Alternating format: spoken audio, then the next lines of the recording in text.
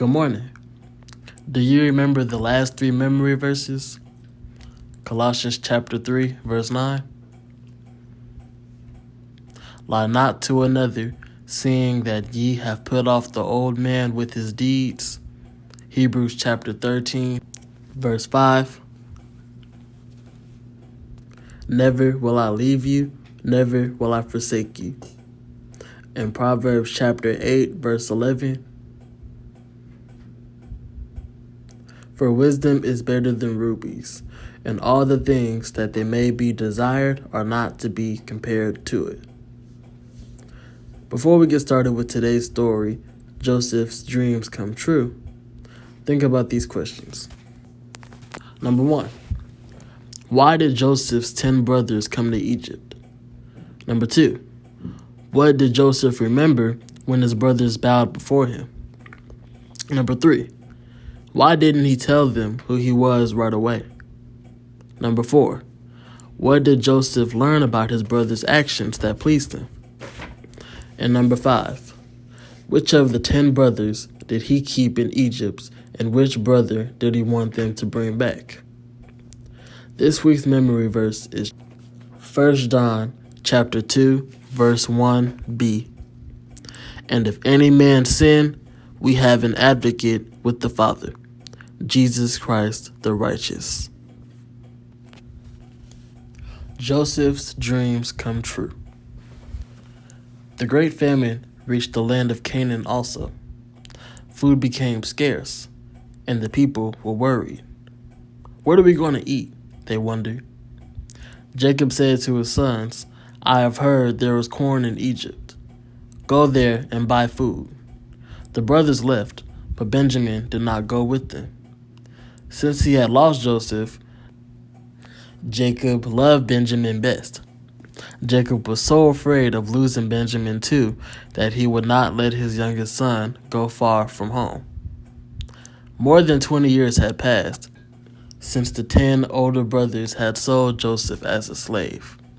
The brothers had grown more thoughtful of each other. They were not even jealous because their father loved Benjamin best. How often they must have remembered the time they sold Joseph.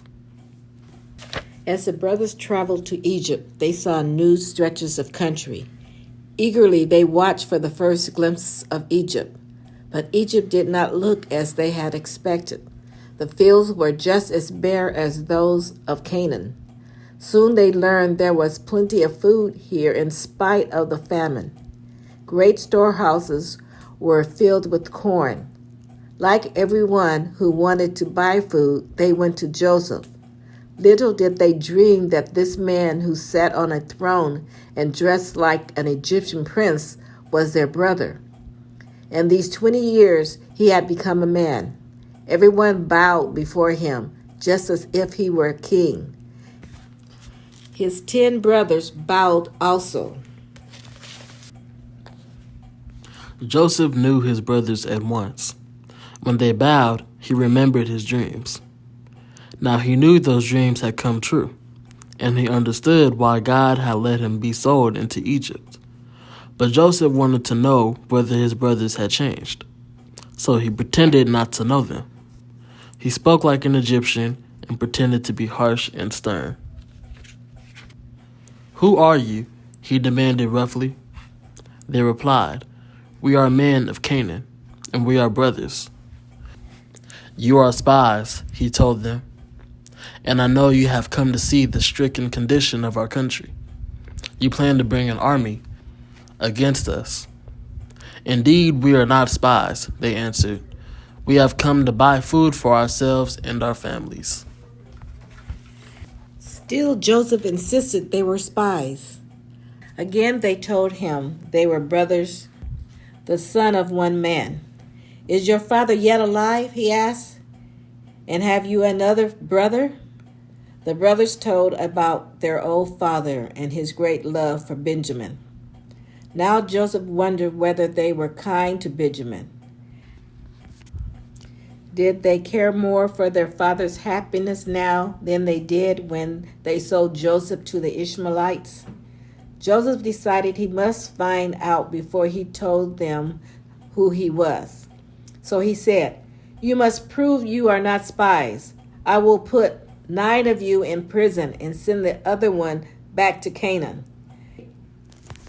If he returns with your youngest brother, then I will believe that you are true men."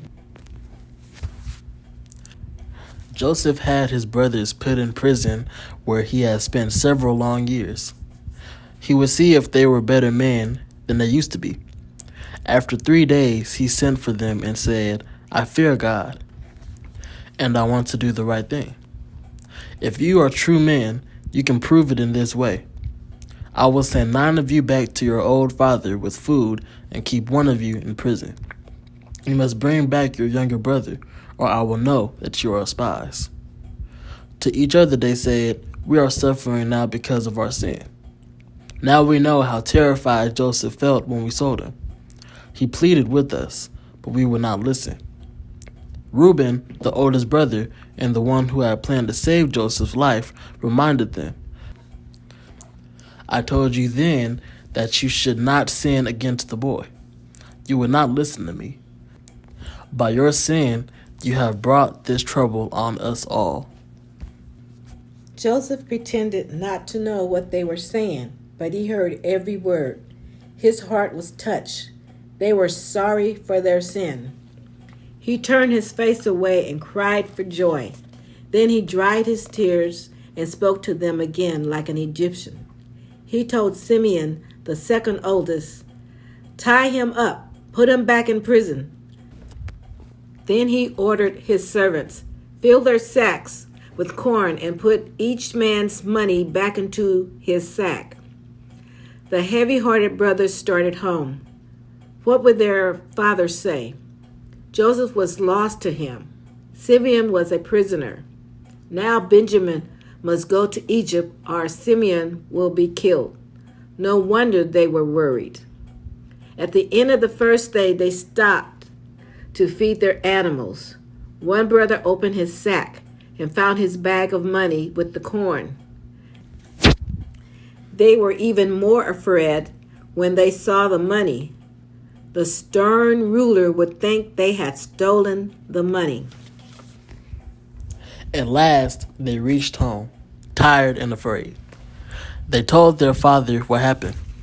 "We cannot return unless we take Benjamin," they said. "I can never let you take my youngest son," Jacob replied. "I no longer have Joseph or Simeon.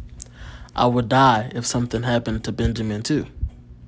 Then the brothers emptied their sacks of food. When they found that each one's money had been replaced in his sack, they were more frightened than ever. Now let's answer the questions from earlier. Number 1. Why did Joseph's 10 brothers come to Egypt? To buy food. Number 2. What did Joseph remember when his brothers bowed before him? His boyhood dreams. Number 3. Why didn't he tell them who he was right away? He wanted to test them. Number 4. What did Joseph learn about his brothers' actions that pleased him? They realized they had sinned and had become honest men. And number 5. Which of the 10 brothers did he keep in Egypt, and which brother did he want them to bring back? Simeon was the brother kept in Egypt, and Benjamin was the brother to bring back. Again, this week's memory verse is 1 John chapter 2, verse 1b. And if any man sin, we have an advocate with the Father, Jesus Christ the righteous. Now here's part 2 of today's lesson. Excuses, excuses. The following is a collection of actual excuses for missing school that were turned in by students and reported in 17 magazine. These excuses may sound a little strange, but they are true and were actually reported. My son is under a doctor's care and could not take PE yesterday. Please execute him. Please excuse Cynthia for being absent. She was sick and I had her shot. Please excuse Tom for being absent on January 28th, 29th, 30th, 31st, 32nd, and 33rd. Please excuse Danny for being. It was his father's fault. June could not come to school yesterday because she was bothered by very close veins. Richard had an acre in his side. Please excuse Timothy for being absent last week. He could not talk because of laryngitis. Please excuse Nancy for staying home. The doctor said that her lungs are too full to be outside.